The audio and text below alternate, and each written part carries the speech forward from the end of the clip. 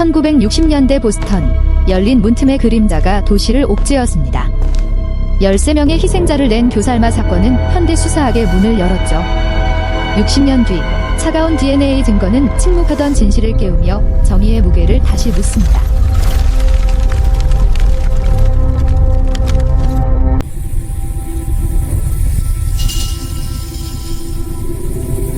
(1962년 6월 14일) 보스턴 백베이 지역의 한 아파트에서 55세 여성 안나 슬레서즈가 목을 졸려 숨진 채 발견되었습니다. 이는 향후 2년간 보스턴 전역을 공포로 몰아넣을 연쇄살인 사건의 시작이었습니다. 1964년 1월까지 13명의 여성이 비슷한 방식으로 살해되었고, 범인은 보스턴 교살마라는 이름으로 불렸습니다. 이 사건은 단순한 연쇄살인 사건을 넘어서 1960년대 미국 사회의 단면을 보여주는 상징적 사건이 되었습니다. 도시의 여성들은 밤에 외출하기를 두려워했고 모든 문과 창문을 꽁꽁 잠갔습니다. 경찰은 전례 없는 수사를 전개했지만 범인을 찾지 못해 무능력하다는 비판을 받았습니다. 1965년 엘버트 드살보가 자백을 통해 보스턴 교살마임을 시인했습니다. 하지만 그의 자백은 많은 모순점을 포함하고 있었고, 일부 전문가들은 그가 진범이 아닐 가능성을 제기했습니다. 이 사건은 미국 범죄사에서 가장 논란이 많은 사건 중 하나로 남았습니다. 60년이 지난 지금도 보스턴 교살마 사건의 진실은 완전히 밝혀지지 않았습니다. 최근 DNA 기술의 발전으로 새로운 증거들이 나오고 있지만 여전히 미해결 수수께끼로 남아 있습니다. 보스턴 교살마 사건이 발생한 1960년대 초 보스턴은 급격한 변화를 겪고 있었습니다. 전통적인 뉴잉글랜드 도시에서 현대적인 대도시로 변모하는 과정이었습니다. 이러한 변화는 새로운 기회를 제공했지만 동시에 새로운 위험도 가져왔습니다. 인구학적으로 보스턴은 다양해지고 있었습니다. 전통적인 아일랜드계, 이탈리아계 주민들 외에 다양한 배경의 사람들이 이주해왔습니다. 도시재생 사업으로 많은 지역이 재개발되었고 새로운 아파트와 주택이 건설되었습니다. 하지만 이러한 급속한 변화는 지역 공동체의 결속을 약화시키기도 했습니다. 범죄율도 증가하고 있었습니다. 1950년대에 비해 강력범죄가 늘어났고 특히 성범죄가 증가했습니다. 하지만 경찰의 수사 기법은 여전히 전통적인 방식에 머물러 있었습니다. 과학적 수사 기법은 초보적인 수준이었고 범죄 심리학이나 프로파일링 같은 개념은 아직 도입되지 않았습니다. 1962년 6월 14일 오후 보스턴 백베이 지역 하일 스트리트 77번지 아파트에서 55세 여성 안나 슬레서즈가 숨진 채 발견되었습니다. 그녀는 라트비아 이민자로 재봉사로 일하며 혼자 살고 있었습니다. 발견 당시 그녀는 목에 파란색 목욕 가운의 끈이 감겨 있었고 성폭행을 당한 흔적이 있었습니다. 안나의 아들 율리스가 어머니를 발견했습니다. 그는 어머니와 함께 콘서트에 가기로 약속했는데 어머니가 나타나지 않아 아파트를 찾아갔습니다. 문이 잠겨 있지 않아 들어간 그는 욕실에서 어머니의 시신을 발견했습니다. 경찰이 도착했을 때 현장은 특이한 상황이었습니다. 문은 잠겨 있지 않았지만 강제로 침입한 흔적은 없었습니다. 집안은 약간 어수선했지만 물건이 도난당한 것은 없었습니다. 이는 강도 사건이 아님을 시사했습니다. 부검 결과 안나는 목이 졸려 숨졌습니다. 성폭행 흔적도 있었습니다. 하지만 방어 상처는 없었습니다. 이는 그녀가 저항할 기회가 없었거나 범인을 알고 있었을 가능성을 시사했습니다. 경찰은 처음에 이를 단순한 살인사건으로 보았습니다.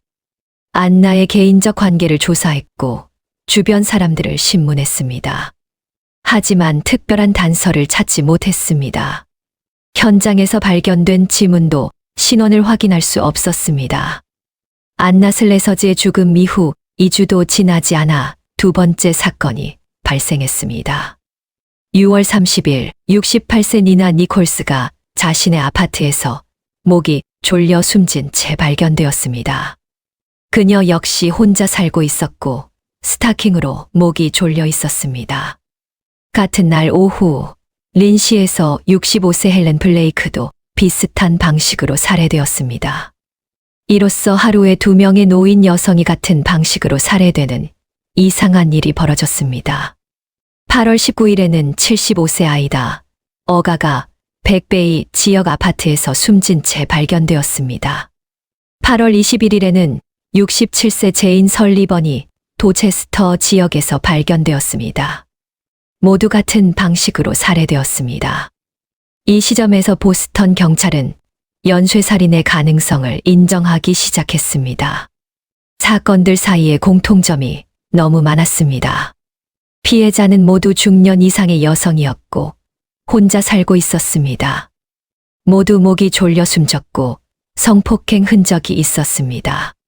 강제 침입 흔적은 없었습니다. 언론도 이제 이 사건들에 주목하기 시작했습니다. 보스턴 교살마라는 이름이 처음 등장한 것도 이 시기였습니다. 언론은 사건들 사이의 연관성을 강조하며 시민들의 불안감을 증폭시켰습니다. 1962년 12월 5일 사건에 새로운 전환점이 찾아왔습니다. 20세 소피아 클락이 백베이 지역 아파트에서 살해된 것입니다. 그녀는 이전 피해자들과 달리 젊은 여성이었습니다. 이는 범인의 표적이 바뀌었음을 의미했습니다. 12월 31일에는 23세 파트리샤 비셰트가 백베이에서 살해되었습니다. 그녀 역시 젊은 여성이었습니다. 이제 범인은 나이에 관계없이 혼자 사는 여성들을 표적으로 삼고 있었습니다. 1963년 3월 9일 23세 메리 브라운이 로렌스에서 살해되었습니다. 5월 8일에는 23세 베벌리 샘런스가 케임브리지에서 발견되었습니다. 그녀는 다른 피해자들과 달리 칼로 찔려 죽었지만 목에는 여전히 스타킹이 감겨 있었습니다. 8월 19일에는 58세 에벌린 코빈이 세일럼에서 살해되었습니다. 9월 8일에는 58세 조안 그래프가 로렌스에서 발견되었습니다. 그녀는 살해되었지만 기적적으로 살아남아 범인의 모습을 설명할 수 있었습니다. 11월 23일에는 19세 마리 설리번이 백베이에서 살해되었습니다. 그녀는 보스턴 교살마의 마지막 피해자가 되었습니다. 이후 비슷한 사건은 발생하지 않았습니다. 보스턴 교살마 사건은 도시 전체를 공포로 몰아넣었습니다. 특히 여성들은 극도의 불안감을 느꼈습니다. 밤에 혼자 외출하는 것을 꺼렸고 낯선 사람을 집에 들이는 것을 두려워했습니다. 문과 창문 잠금 장치 판매가 급증했습니다. 경비업체들은 주문이 폭증했습니다. 많은 여성들이 호신용 스프레이나 무기를 구입했습니다. 일부는 개를 기르기 시작했습니다. 여성들의 일상생활이 크게 바뀌었습니다. 많은 여성들이 밤늦게까지 일하는 것을 꺼렸습니다. 친구들과 함께 다니거나 남성 동반자와 함께 외출하는 경우가 늘어났습니다. 일부는 아예 다른 지역으로 이사를 가기도 했습니다. 대학생들도 예외가 아니었습니다. 특히 젊은 여성들이 피해자가 되면서 대학가의 불안감이 고조되었습니다. 많은 대학들이 보안을 강화하고 학생들에게 주의를 당부했습니다. 보스턴 경찰은 사상 최대 규모의 수사를 전개했습니다. 특별수사본부를 설치하고 50명 이상의 수사관을 투입했습니다. 하지만 단서는 부족했고 진전은 없었습니다. 경찰은 우선 피해자들의 공통점을 찾으려 했습니다. 모두 여성이었고 대부분 혼자 살고 있었습니다. 하지만 나이, 직업, 사회적 배경은 다양했습니다. 명확한 연결고리를 찾기 어려웠습니다. 현장 조사도 어려웠습니다. 범인은 강제 침입 흔적을 남기지 않았습니다. 지문도 거의 남기지 않았습니다. 목격자도 없었습니다. 물적 증거가 극히 부족했습니다. 경찰은 수천 명의 용의자를 조사했습니다. 성범죄 전과자들, 정신병 환자들, 의심스러운 행동을 하는 사람들이 모두 수사 대상이 되었습니다. 하지만 결정적인 증거를 찾지 못했습니다. 1964년 10월 27일 케임브리지에서 주택 침입 사건이 발생했습니다. 범인은 젊은 여성의 집에 침입해 성폭행을 시도했지만 피해자의 저항으로 도망쳤습니다. 경찰은 현장에서 발견된 증거를 바탕으로 33세 엘버트 드살보를 용의자로 지목했습니다. 엘버트 드살보는 첼시 출신의 소시민이었습니다. 그는 아내와 두 자녀와 함께 살고 있었고 건설 현장에서 일했습니다. 겉으로는 평범한 가장이었지만 내면에는 어두운 면이 있었습니다. 드살보는 어린 시절부터 문제가 있었습니다. 아버지는 알코올 중독자였고 가정폭력을 일삼았습니다. 어머니는 여러 차례 아버지를 고발했지만 상황은 나아지지 않았습니다. 이러한 환경은 드살보의 성격 형성에 악영향을 미쳤습니다. 청소년기의 드살보는 여러 차례 절도 사건을 일으켰습니다. 성인이 된 후에도 소규모 범죄를 계속했습니다. 1955년에는 군대에 입대했지만 부적응으로 제대했습니다. 1964년 케임브리지 사건 이후 드살보는 체포되었습니다. 처음에는 혐의를 부인했지만 증거가 명확해 결국 인정했습니다. 하지만 그는 이것이 자신의 첫 범죄가 아니라고 주장했습니다. 드살보는 자신이 그린맨이라고 불리던 연쇄 성폭행범이라고 자백했습니다.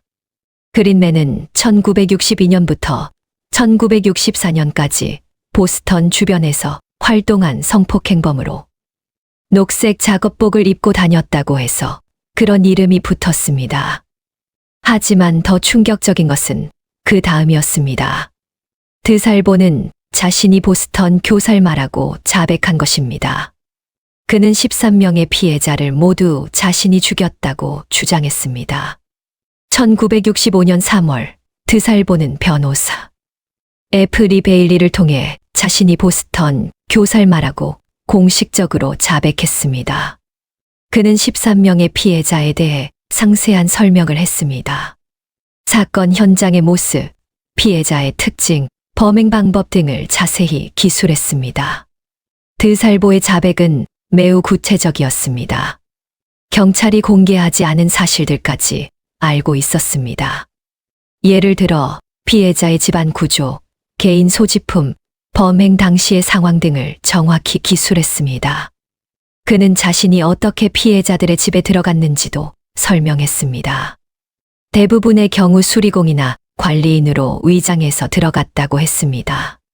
피해자들이 문을 열어주면 강제로 들어가서 범행을 저질렀다고 주장했습니다. 범행 동기에 대해서도 설명했습니다. 드살보는 자신이 통제할 수 없는 충동에 의해 범행을 저질렀다고 했습니다. 성적 욕구와 폭력적 성향이 결합되어 나타난 결과라고 주장했습니다. 하지만 드살보의 자백에는 여러 가지 의혹이 있었습니다. 첫째, 그는 보스턴 교살마 사건에 대해 기소된 적이 없었습니다. 정신병원에 입원해 있던 중에 자백한 것이었습니다. 둘째, 자백 내용에 일부 오류가 있었습니다. 사건 현장에 대한 묘사가 부정확한 경우가 있었습니다. 셋째, 드살보의 성격과 범행 양상이 일치하지 않는다는 지적이 있었습니다. 그는 평소에 폭력적이지 않았고 계획적인 범죄를 저지를 만한 인물로 보이지 않았습니다. 넷째, 일부 사건의 경우 그가 알리바이를 가지고 있었습니다. 다섯째, 범행 패턴이 일관성이 없었습니다. 처음에는 노인 여성만 표적으로 삼았지만 나중에는 젊은 여성들도 피해자가 되었습니다. 이는 한 명의 범인이 저지른 것으로 보기 어려웠습니다. 드살보의 자백에도 불구하고 그는 보스턴 교살마 사건으로 기소되지 않았습니다. 당시 매사추세츠주 검찰은 증거가 부족하다고 판단했습니다. 대신 그는 그린맨 사건으로만 기소되었습니다. 1967년 드사일보는 그린맨 사건으로 종신형을 선고받았습니다. 그는 왈폴 주립교도소에 수감되었습니다. 보스턴 교살마 사건은 공식적으로 해결되지 않은 채로 남겨졌습니다. 경찰과 검찰은 드살보가 진범이라고 믿었습니다. 그의 자백이 너무 구체적이고 정확했기 때문입니다. 하지만 법적으로 증명할 수 없어 기소하지 못했습니다. 언론은 드살보를 보스턴 교살마로 보도했습니다. 대중들도 그가 진범이라고 믿었습니다. 이로써 보스턴 교살마 사건은 사실상 해결된 것으로 여겨졌습니다. 1973년 11월 25일 엘버트 드살보가 왈폴 주립교도소에서 시신으로 발견되었습니다. 그는 감방에서 칼에 찔려 죽었습니다. 범인은 동료 수감자였지만 살해 동기는 명확하지 않았습니다. 드살보의 죽음은 보스턴 교살마 사건에 새로운 의문을 제기했습니다. 그가 진범이라면 왜 살해되었을까? 혹시 진실을 은폐하려는 시도였을까? 아니면 단순한 교도소 내 갈등의 결과였을까? 드살보의 죽음으로 진실을 밝힐 기회는 영원히 사라졌습니다. 그가 진범이었는지 아니면 거짓 자백을 했는지는 더 이상 확인할 수 없게 되었습니다. 드살보의 죽음 이후 여러 연구자들과 수사관들이 보스턴 교살마 사건을 재조사하기 시작했습니다. 이들은 드살보의 자백에 의문을 제기하며 새로운 이론들을 제시했습니다. 가장 유력한 대안 이론은 복수 범인설이었습니다. 일부 전문가들은 13건의 살인 사건이 모두 같은 범인에 의한 것이 아니라고 주장했습니다. 범행 방법, 피해자 특성, 시간적 간격 등을 분석한 결과 최소 2, 3명의 서로 다른 범인이 있었을 것이라는 결론에 도달했습니다. 범죄 심리학자들은 같은 연쇄살인범이 이렇게 극단적으로 피해자 선택 기준을 바꾸는 것은 매우 드물다고 지적했습니다. 또한 범행 간격과 방법의 변화도 복수 범인설을 뒷받침하는 증거라고 주장했습니다. 2000년대 들어 DNA 기술이 발전하면서 보스턴 교살마 사건에 새로운 전환점이 찾아왔습니다. 일부 사건 현장에서 보존되어 있던 생물학적 증거들을 DNA 분석할 수 있게 되었습니다. 2001년 드살보의 시신이 발굴되어 DNA 샘플이 채취되었습니다. 이는 그의 가족들의 요청에 따른 것이었습니다. 가족들은 드살보의 무죄를 증명하고 싶어 했습니다. 2013년 획기적인 발견이 있었습니다. 마지막 피해자인 19세 마리 설리번의 사건. 현장에서 채취된 DNA가 드살보의 DNA와 일치한다는 결과가 나온 것입니다. 이는 최소한 한 건의 사건에서는 드살보가 범인이었음을 시사했습니다. 하지만 이 결과도 완전한 해답을 제공하지는 못했습니다. 마리 설리번 사건에서 드살보의 DNA가 발견되었다고 해서 그가 모든 보스턴 교살마 사건의 범인이라고 단정할 수는 없었습니다. 복수 범인설의 가능성은 여전히 남아 있었습니다. 보스턴 교살마 사건은 미국 수사 기법 발전에 중요한 전환점이 되었습니다. 이 사건을 통해 기존 수사 방법의 한계가 드러났고 새로운 접근법의 필요성이 제기되었습니다. 가장 큰 문제는 과학적 증거의 부족이었습니다. 1960년대 수사 기법은 주로 목격자 증언과 자백에 의존했습니다. 하지만 보스턴 교살마 사건에서는 목격자도 없고 신뢰할 만한 자백도 없었습니다. 이 사건을 계기로 범죄 심리학과 프로파일링에 대한 관심이 높아졌습니다. 범인의 행동 패턴을 분석하여 성격과 특징을 추론하는 기법이 개발되기 시작했습니다.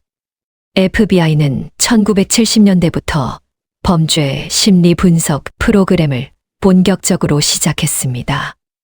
연쇄살인범의 행동 패턴을 연구하고 프로파일링 기법을 개발했습니다. 이는 후에 다른 연쇄살인 사건 해결에 큰 도움이 되었습니다.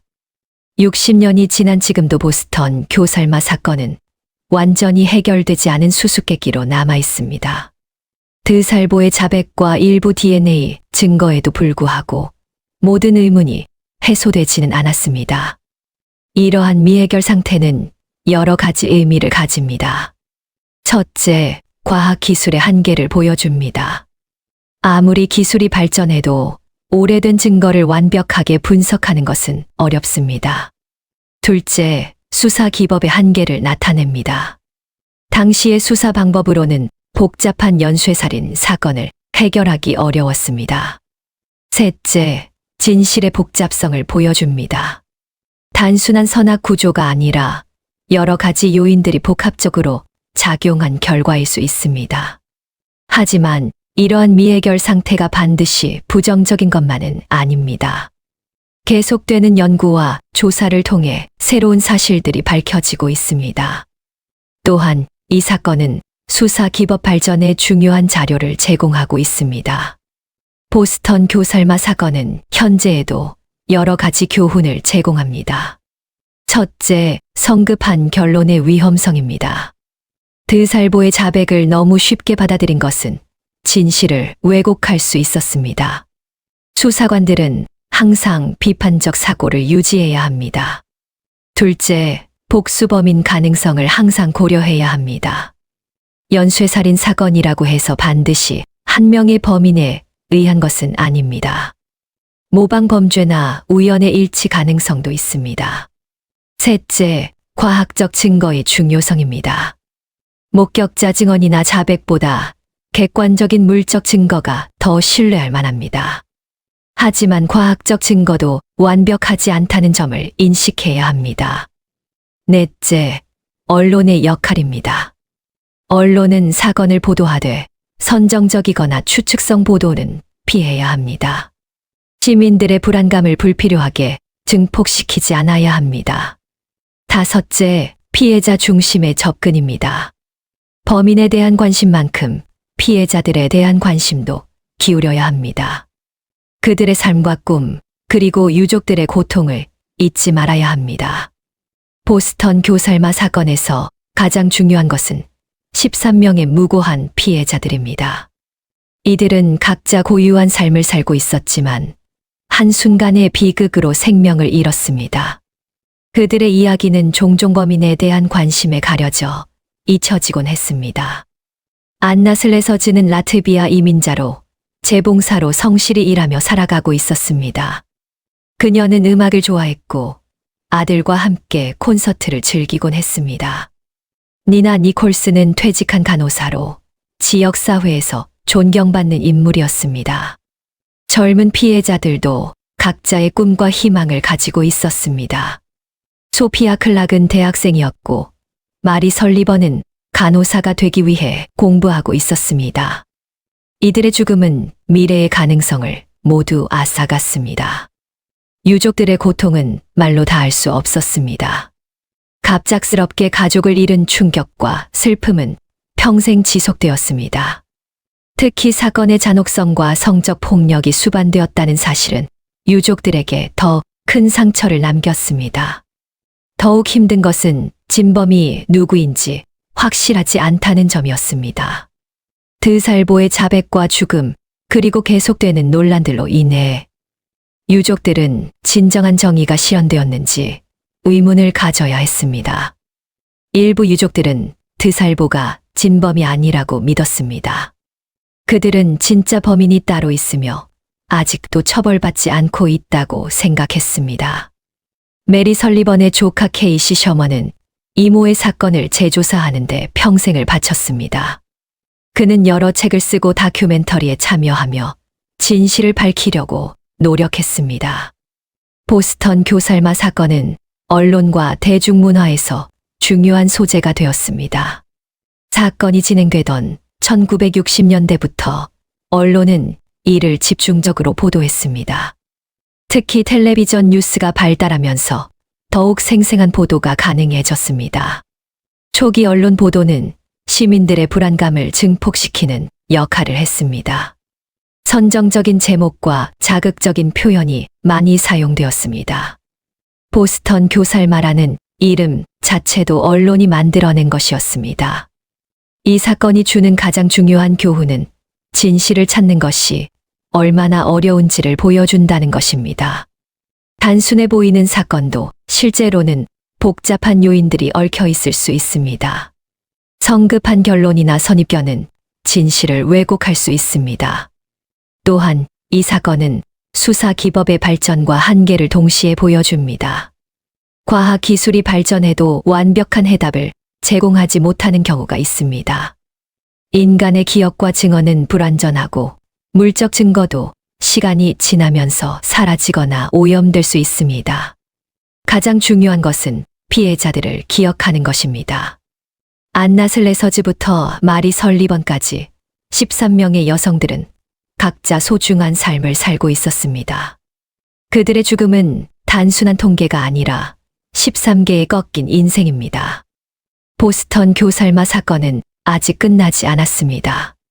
새로운 기술과 방법론이 개발되면서 언젠가는 진실이 밝혀질 수도 있습니다. 하지만 설령 진범이 누구인지 확실히 알게 된다 하더라도 잃어버린 생명들은 되돌릴 수 없습니다. 이 사건은 우리에게 정의와 진실, 그리고 인간의 존엄성에 대해 생각해 보게 합니다. 완벽한 정의는 어려울 수 있지만 진실을 찾으려는 노력은 계속되어야 합니다.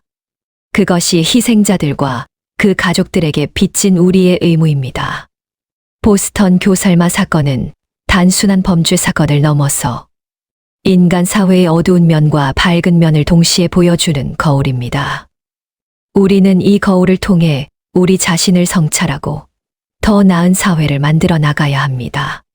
범죄는 개인의 일탈이지만 그것을 예방하고 해결하는 것은 사회 전체의 책임입니다. 보스턴 교살마 사건의 교훈을 잊지 않고 모든 시민이 안전하게 살 수 있는 사회를 만들어 가야 합니다. 본 콘텐츠는 역사적 사실을 다루며 임의로 각색된 부분도 포함하고 있습니다. 제공된 정보의 활용 여부 및 그에 따른 모든 책임은 전적으로 시청자 사용자 본인에게 있습니다.